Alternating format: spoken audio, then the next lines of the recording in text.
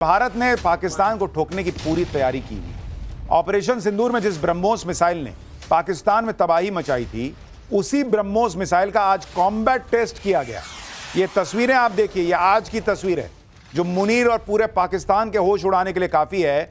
इस ब्रह्मोस मिसाइल का combat test हुआ है आज। देखिए जरा पाकिस्तान के अंदर क्या भयंकर बवाल चल रहा है। इमरान और मुनीर की आर पार की लड़ाई कैसे शुरू होने वाली है आज आपको बताऊंगा, लेकिन पहले यह देख लीजिए कि पाकिस्तान में सबको कुचलकर तानाशाह बनने की तैयारी कर रहे मुनीर को कैसे भारत कुचलने वाला है। और इसका ट्रेलर आज नरेंद्र मोदी ने दिखा दिया, क्योंकि भारत ने पाकिस्तान को ठोकने की पूरी तैयारी की हुई।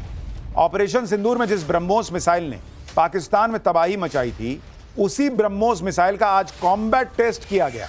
ये तस्वीरें आप देखिए, ये आज की तस्वीर है जो मुनीर और पूरे पाकिस्तान के होश उड़ाने के लिए काफी है। इस ब्रह्मोस मिसाइल का कॉम्बैट टेस्ट हुआ है आज। देखिए जरा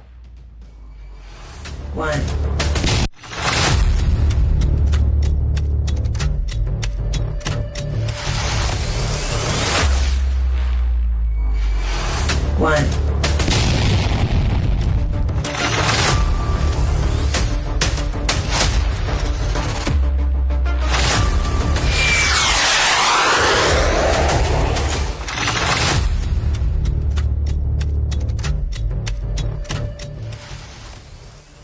आज बंगाल की खाड़ी में सदर्न कमांड और अंडमान निकोबार कमांड ने मिलकर ब्रह्मोस का टेस्ट किया है।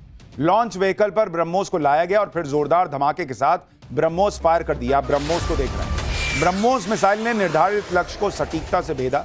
यह टेस्ट इंडियन आर्मी की लंबी दूरी की प्रिसिजन स्ट्राइक कैपेबिलिटी और ऑपरेशनल तैयारी को मजबूत करता है। एक बार देखिए ब्रह्मोस का जलवा। ब्रह्मोस का यह रूप देखकर पाकिस्तान में सेना से लेकर सरकार तक में हड़कंप मच जाएगा, क्योंकि पिछली बार उन्होंने ब्रह्मोस से ही मार खाई। उनको पता है कि ब्रह्मोस क्या कर सकता है। आप देखिए कि मुनीर कैसे चारों तरफ से घिरता जा रहा है। एक तरफ इमरान खान को लेकर पाकिस्तान में बड़ा बवाल होता दिख रहा है, उधर बलूचिस्तान लिबरेशन आर्मी ने भी मुनीर की सेना पर हमले तेज कर दिए। बीते 24 घंटों में पाकिस्तान 7 बड़े धमाकों से दहल उठा है। उधर पिछले दिनों हुई एयर स्ट्राइक से भड़की अफगानिस्तान की तालिबान सरकार पहले ही पाकिस्तान से बदला लेने का ऐलान कर चुकी है। और इधर भारत के रक्षा मंत्री राजनाथ सिंह ने कह दिया है कि ऑपरेशन सिंदूर में बुरी तरह पिटने के बाद पाकिस्तान सुधरा नहीं है। सुनिए बॉर्डर पर जिस तरह पाकिस्तान ने तनाव वाले हालात बनाए हैं, रक्षा मंत्री राजनाथ सिंह खुली चेतावनी दे रहे हैं और वो देश के लोगों को कह रहे हैं कि तैयार रहिए, कभी भी कुछ भी हो सकता है। अभी हाल में ही जो ऑपरेशन सिंदूर हुआ, हमारी सेनाओं ने पाकिस्तान बेस्ट टेररिस्ट कैंप्स को तबाह कर दिया। हालांकि हमने बेहद संतुलित उत्तर दिया था, बहुत ही बैलेंस तरीके से उत्तर दिया था, और हमारा जवाब एस्केलेटरी नहीं था। लेकिन पाकिस्तान के रवैये ने ऑपरेशन सिंदूर के बाद बॉर्डर पर सिचुएशन को नॉर्मल नहीं रहने दी। मुनीर की टेंशन इसलिए भी बढ़ी हुई है क्योंकि इधर भारत ने पूरी तैयारी कर रखी है, उधर पाकिस्तान में इमरान खान के लोग आर पार की लड़ाई के लिए तैयार हो चुके हैं। इमरान खान के लोग अब तक रावलपिंडी में अदियाला जेल के बाहर धरने पर बैठे थे। अब इन्होंने कल इस्लामाबाद में बड़े प्रदर्शन का ऐलान किया है। इमरान की बहनों और पीटीआई के बड़े नेताओं और उनकी पार्टी के कार्यकर्ताओं से बड़ी संख्या में इस्लामाबाद पहुंचने की अपील की है।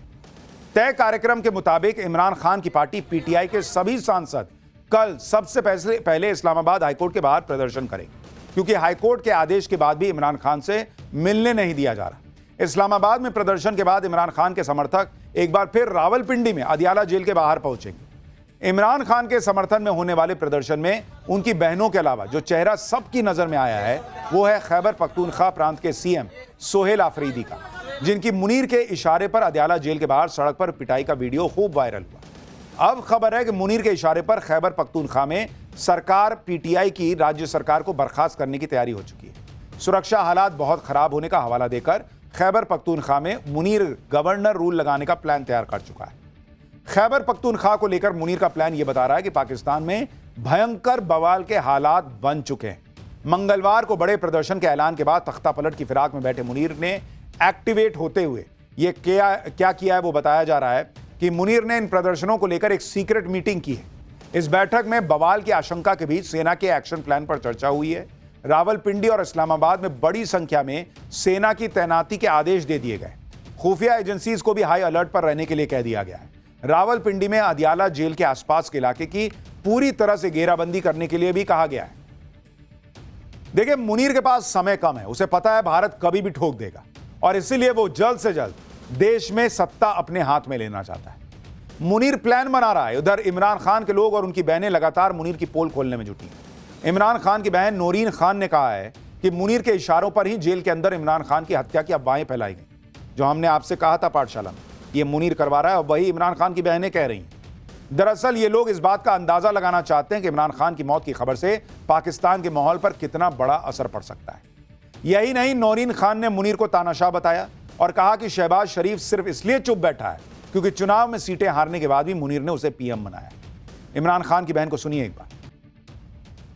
खैर, मुनीर जितना भी हाथ पैर चला ले, उसे पता है कि उसके पास वक्त ज्यादा नहीं। फिलहाल हमारे लिए वक्त हो गया पाठशाला में अगले चैप्टर का, जिसमें आपको दिखाने जा रहा हूं दुनिया के सबसे बड़े शिवलिंग की वो तस्वीर आ गई जिसे देखकर हैरान रह जाएंगे। 50 हाथियों के वजन जितना भारी शिवलिंग और उसके अनोखे चमत्कार का चैप्टर अब खोलने जा रहा हूं।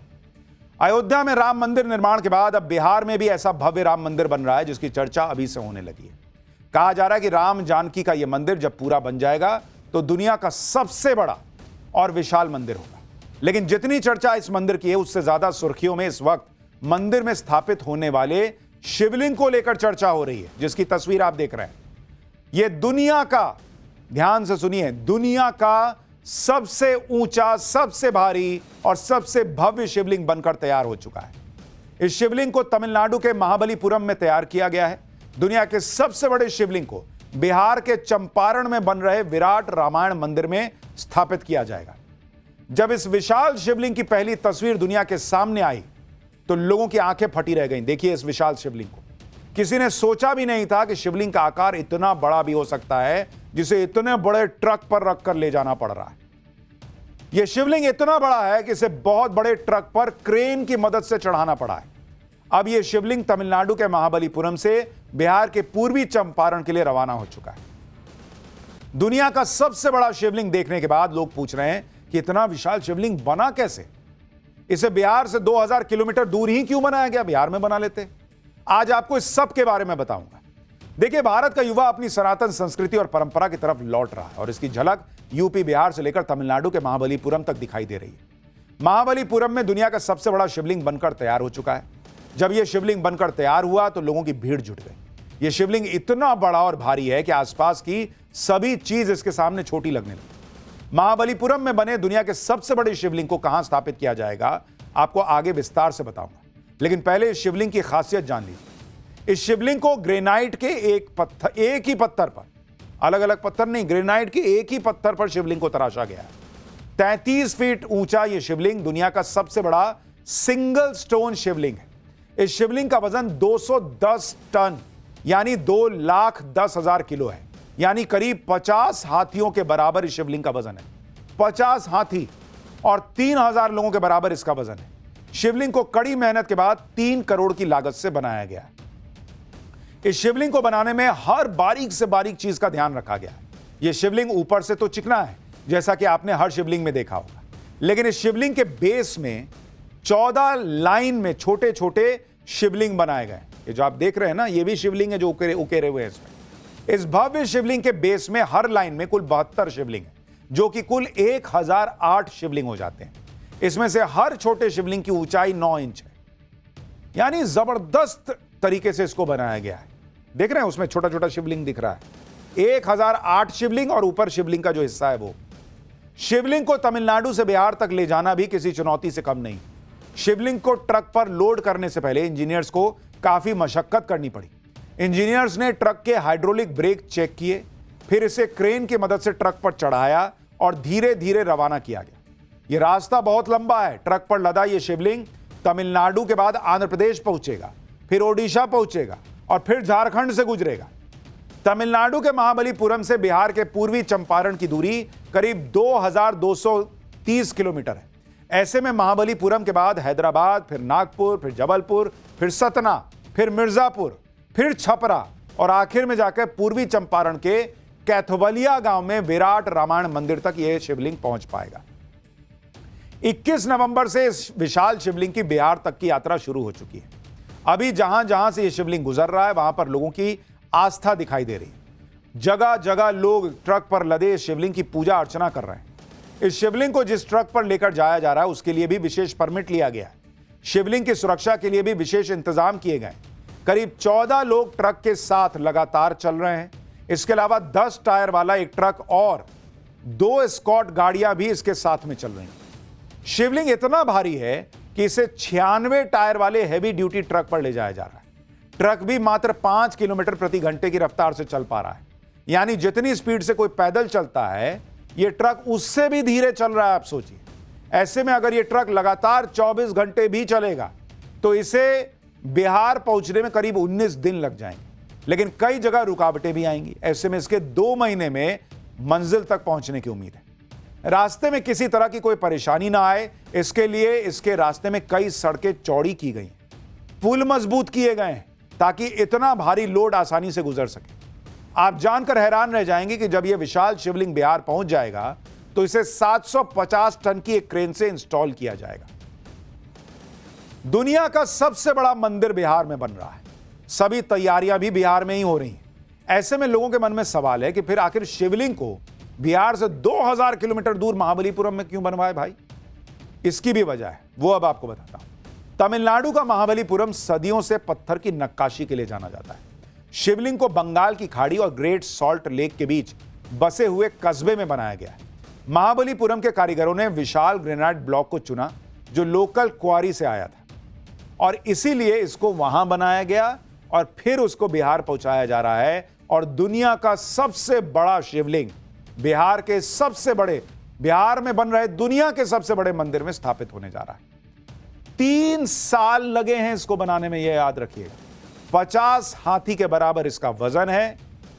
3 साल लगा है, 3 करोड़ रुपए लगे हैं और अनगिनत लोगों की मेहनत लगी है, और तब जाकर यह भव्य दिव्य शिवलिंग तैयार हुआ है जिसकी तस्वीर आपको दिखा रहा हूं। अब लोगों ने सोचा नहीं था कि ऐसा शिवलिंग भी हो सकता है, लेकिन जब सोचा था या नहीं सोचा था कि बात हो रही है, तो ब्रेक के बाद हमारा सेगमेंट आएगा। ब्रेक के बाद पाठशाला में आपका फिर से स्वागत है, और अब हमारा स्पेशल सेगमेंट सोचा है कभी, वो सवाल जो दिमाग की बत्ती जला दे। और आज का सवाल ये कि आप में से शायद ही कोई होगा जिसने शिमला मिर्च ना खाई हो, लेकिन क्या सोचा है कि कभी कि शिमला मिर्च का नाम शिमला मिर्च कैसे पड़ा? और जब शिमला मिर्च तीखी होती ही नहीं है तो मिर्च कहलाती क्यों है भाई? आज इसके बारे में आपको बताता हूं। दरअसल शिमला मिर्च यानी कैप्सिकम की उत्पत्ति मध्य और दक्षिण अमेरिका में हुई थी। 16वीं सदी में कोलंबस ने इसे यूरोप तक पहुंचाया और पुर्तगालियों के साथ ये भारत पहुंची। ब्रिटिशर्स ने शुरुआत में इसे शिमला में उगाया, क्योंकि वहां पे उनका गर्मी में राजधानी होती थी, तो वहां शिमला में उगाए, और वहीं से इसका नाम शिमला वाली मिर्च यानी शिमला मिर्च पड़ गया। वैज्ञानिक तौर पर शिमला मिर्च एक फल है। सामान्य मिर्च में कैप्साइसिन नाम का एक तत्व पाया जाता है जो उसको तीखा बनाता है। शिमला मिर्च में कैप्साइसिन ना के बराबर होता है, इसलिए शिमला मिर्च तीखी नहीं होती। लेकिन शिमला मिर्च आती मिर्च के परिवार से है, इसलिए इसे मिर्च कहते हैं। और शिमला मिर्च को अगर आप हिस्सों में देखेंगे तो आपको दिखने में भी ये मिर्च जैसी ही लगती है। तो इसलिए विदेशों से आई शिमला मिर्च होती तो मिर्च जैसी है, लेकिन मिर्च होती नहीं है, और ना मिर्च जैसी तीखी होती, लेकिन फिर भी है मिर्च। आज के लिए इतना ही। नमस्कार।